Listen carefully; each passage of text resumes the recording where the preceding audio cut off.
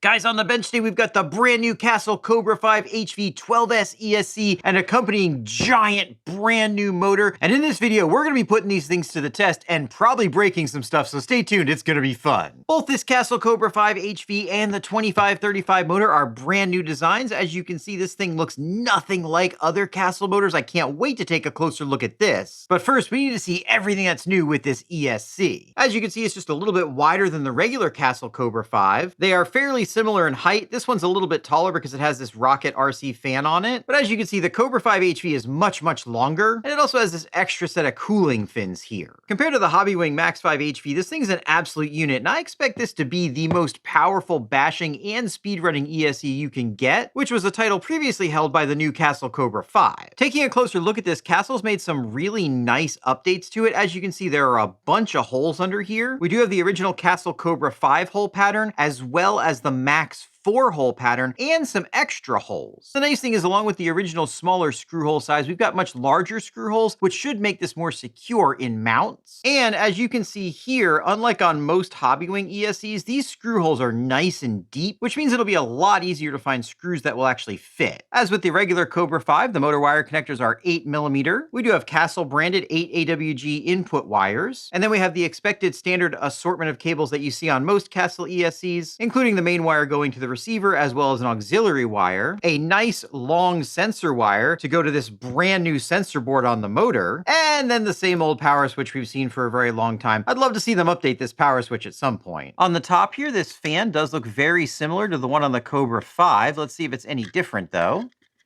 This fan is held in with Phillips self-tappers.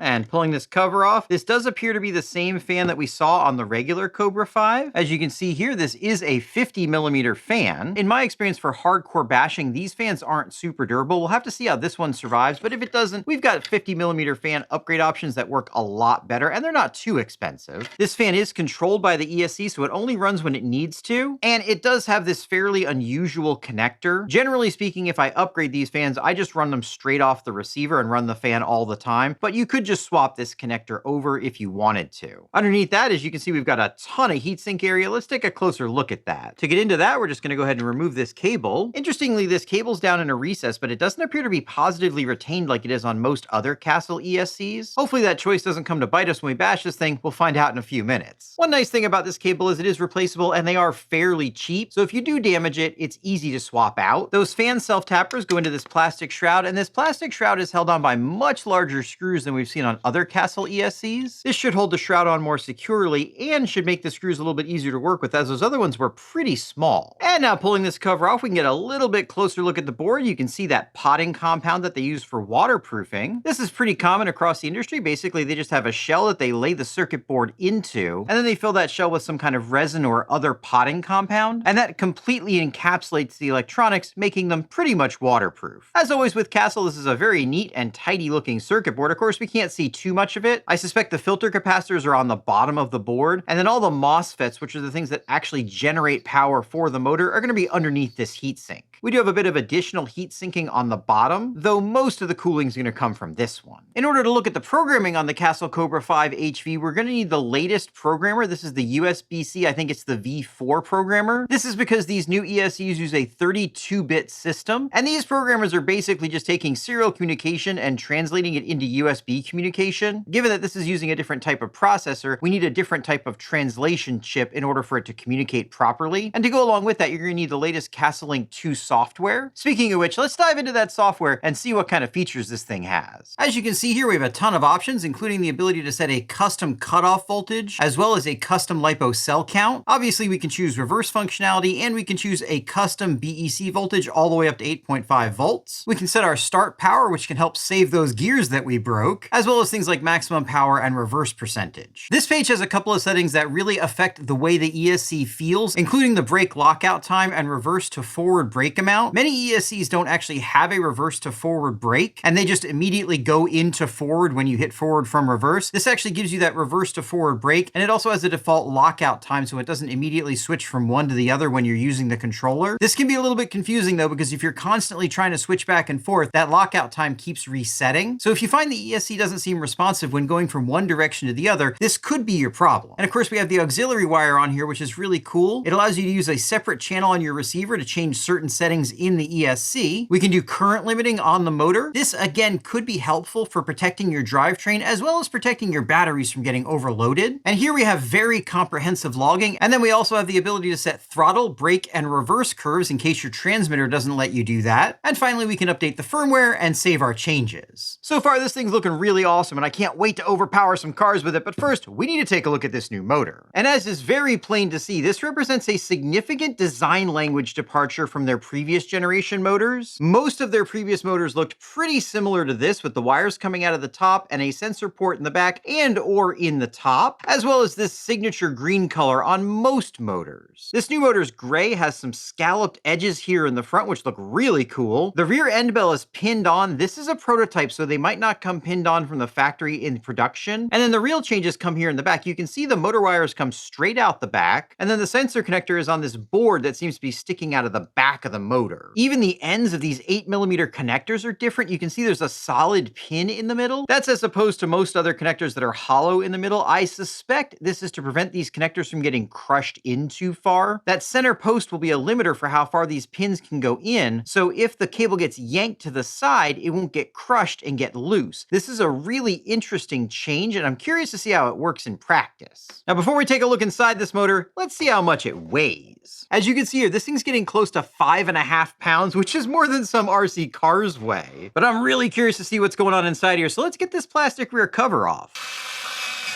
All right, with that removed, we can take this cover off and see that we do have a sensor board underneath here. And then popping that sensor board off, we can see underneath it, the actual motor shaft sticks out the back, and it's got magnets on it that turn with the shaft. These 3 little sensor chips pick up those magnetic fields, and that's what tells the board, and therefore the ESC, the position, direction, and speed of the motor, and that's how the censored part of this works. We've also got a little bit of blank FR4 circuit board clipped into these wires, and you can see they're a little bit floppy without it, so this actually holds those in. That's kind of a neat design. But what I'm really interested in is what this thing looks like on the inside. Taking a closer look at this beast of a front end bell, you can see we've got 2 different hole patterns on it. The first one is going to be 30mm, and the other one is going to be 40mm. You get 4 holes on the 30mm pattern and 8 holes on the 40mm pattern.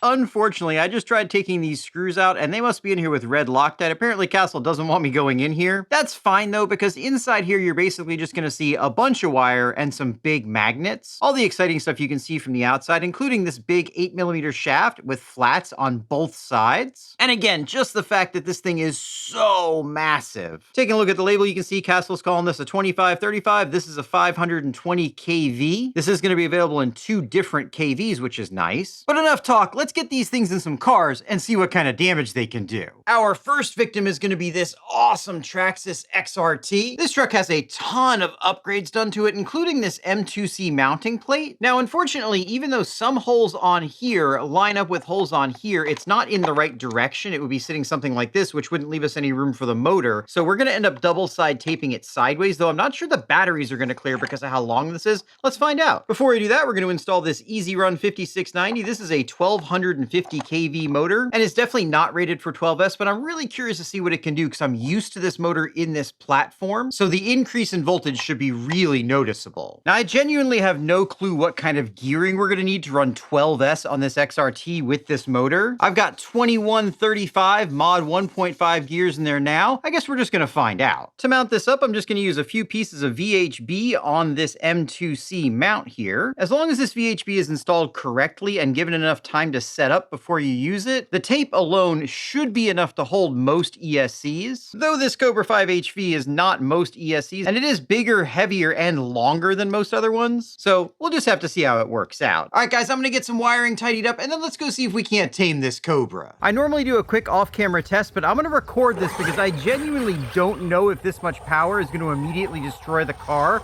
Let's see how it does. Oh God, that was about an 8th throttle. This thing has so much power right now. All right, I'm gonna give it a little bit more juice. Whoa, yeah, there's so much power. This thing is gonna be absolutely nuts. I cannot wait to see how fast it goes. Yeah, that was about a half throttle. Okay, she's gonna be all right. Let's go see how fast this thing is. All right, guys, speed test first. This thing is gonna be severely wheelie limited. It's got way too much power, but let's see what we can do anyway. All right, here we go. About half throttle.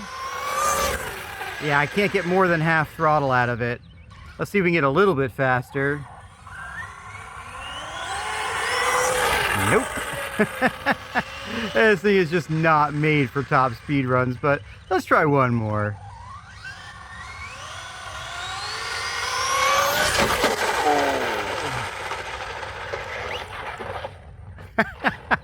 Let's see if we can get one more clean run out of it. Nah, it just wants to wheelie. Let's see what we got anyway, though.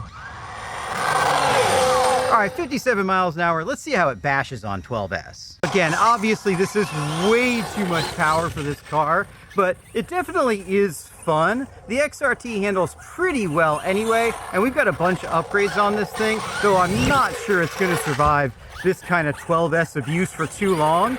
We'll just have to see how it does.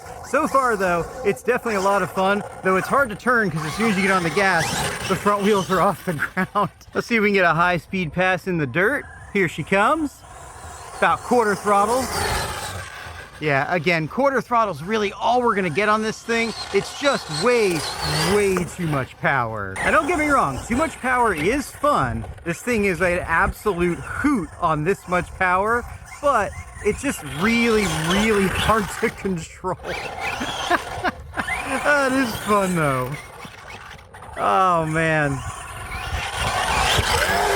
Oh God, that's bad for the tires. They spin up so fast on 12S.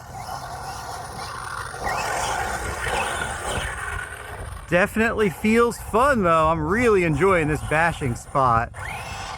This is a good time, but again, way too close to being out of control. I'm mostly about an eighth on the throttle here. If I give it any more than that, as you can see, it just immediately loses control. Of course, we gotta try and power up this pile of dirt here. Not too bad. Let's do that again. Nice, but again, I'm just tickling the throttle. Maybe an eighth throttle up to a quarter throttle possibly, but no more than that. It really just can't handle more than that. Straight line performance definitely is exciting. Again, just about an eighth throttle there. Woohoo! Yeah, this is a ton of fun. I'm really excited to see what this thing will do in a real 1/5 scale platform. We're gonna be sticking it in that buggy here in just a minute, but before we do that, we have to see if it'll flip around this pipe.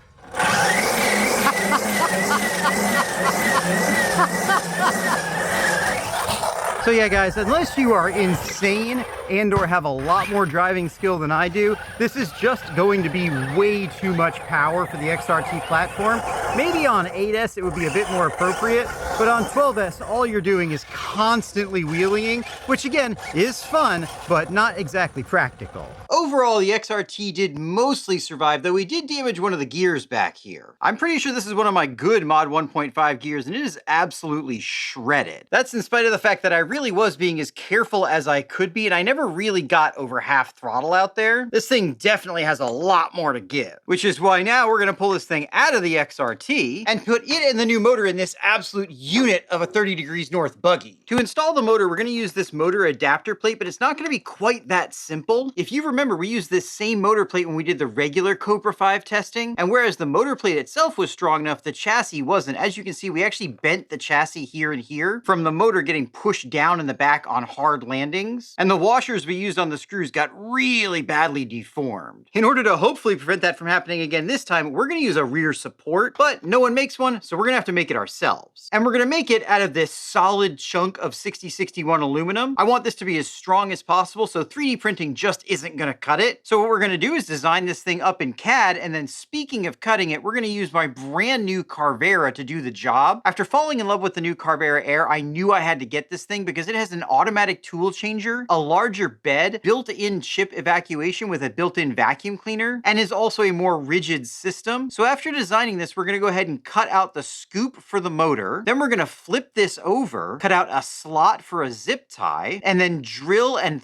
thread mill these holes for the screws. This is the final product, and I think it came out really, really nice. Not having to change the tools on my own was a really nice convenience. And if you've never dealt with thread milling before, it's absolutely amazing. Basically, you just got a little mill that goes in there and cuts those threads for you so you don't have to tap them yourself. That's a huge time saver and prevents you from breaking taps off in your part and scrapping parts. As you can see, this curve is pretty much perfect. I made it a little bit larger than the motor so we can put some cushioning in there. And then it's going to screw down using the rear motor mounts from the original engine. Okay, so a bit of a design flaw. Obviously, we can't put a single zip tie through here because it's going to interfere with the holes, but I think I can get 2 smaller zip ties in here. And the forces pushing down, hopefully, are going to be a lot more than the forces pushing up. So that's mostly what this is for anyway. With all that being said, let's get this assembled. This motor weighs an absolute ton, and unfortunately, we're only going to be able to use 2 screws to hold it in, which is another reason why I think having that rear mount is going to be so important, and why I think carving it out of aluminum and making it as strong as possible was also really important. For our pinion, we're going to go with a 24-tooth Saga Mod 1.5. Saga makes really good gears. 24 teeth is probably going to be fairly aggressive for this setup, but I want to push it, so that's what we're going with. Before we can install the motor, we need to fix the chassis. I'm just going to take this hammer and punch and flatten out the parts that got warped. This is a pretty straightforward repair, and if you don't have a hammer and punch, you could use a block of wood and a hammer, or probably just a hammer. Though having basic tools like this is really handy in the hobby, especially when you're working on larger vehicles. There we go, that's close enough. And now we just need to install the motor with its rear brace. That looks awesome. Now we just need to mount up the ESC, which should fit nicely right about here. I'm gonna get this wiring tidied up, and let's go see what this system can really do. I have no idea how this is gonna go. This thing weighs about 40 pounds with these batteries and motor and ESC in there. And this thing is way overpowered for what it was originally designed for. Let's see what we get though. Can we make it to full throttle? Full throttle, she's cooking. Wow, that's fast. She's actually really stable though. Not too bad. Let's get another pass on that. Full throttle. That is fast. Let's get one more pass. Full throttle. All right, let's see what we got. 60 miles an hour. That is absolutely insane. That's the fastest I've ever had one of these vehicles. Very, very impressive. And it actually feels like it bashes pretty well. I'm going to be fairly easy on the throttle at first because I don't want to blow this thing up right away. As you know, this does not have a center differential in it, which means it could very easily overload the drivetrain. And I really don't want to blow it up before we get a chance to jump it and before we get a chance to really test it out. So far though, it seems to be doing great, and it's handling this power, even though again, I'm being fairly conservative with it. It's handling it pretty well. Guys, I cannot believe this thing tops out at 60 miles an hour. That is absolutely crazy for a fifth scale, at least for me anyway. I did not expect it to get that fast. And this thing is an absolute monster. So far, other than that speed run, I'm not really getting over about a quarter throttle. And it feels really, really nice. Feels very smooth. It's crazy that this thing probably weighs 40 pounds and it's able to be this agile and fun.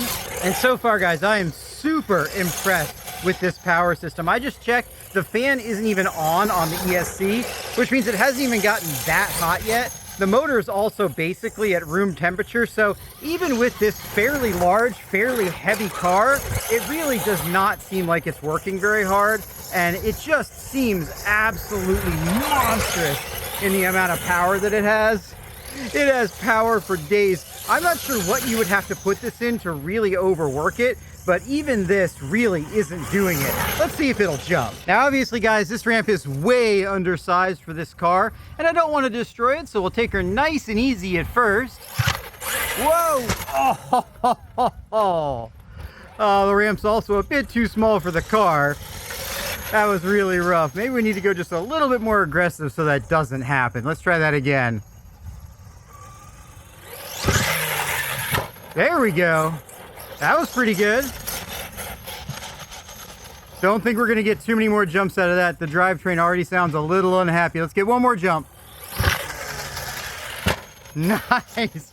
All right, guys, I'm going to stop it there because so far it doesn't sound too broken. No, it kind of does sound broken. Let's go see what we broke. I don't really see anything obviously broken in the central drivetrain. Both the spur and the pinion look fine. Our mount held up really nicely. None of the axles in the front or rear are broken. I suspect we broke a ring gear on this rear differential, but I think we're gonna save that for another video. I think the main lesson here is just like Aunt June said in Batman, with great power comes great responsibility, and this thing has great power. We managed to break both my upgraded XRT and that 1/5 scale buggy that I've never broken before, and we managed to do both of those with only about half throttle. As you can see on those speed runs, we pulled 12.5 kilowatts maximum. That's nearly 16 horsepower and probably nowhere near the maximum for this ESC. This thing's an absolute monster, and I've got some really interesting plans for it. Not only that, but I've got a big giveaway coming when I hit 50,000 subscribers, which we're approaching fast. So if you want to make that come faster, why don't you go ahead and hit that subscribe button, hit the bell to get notified of future videos and giveaway results, and then check out one of these videos.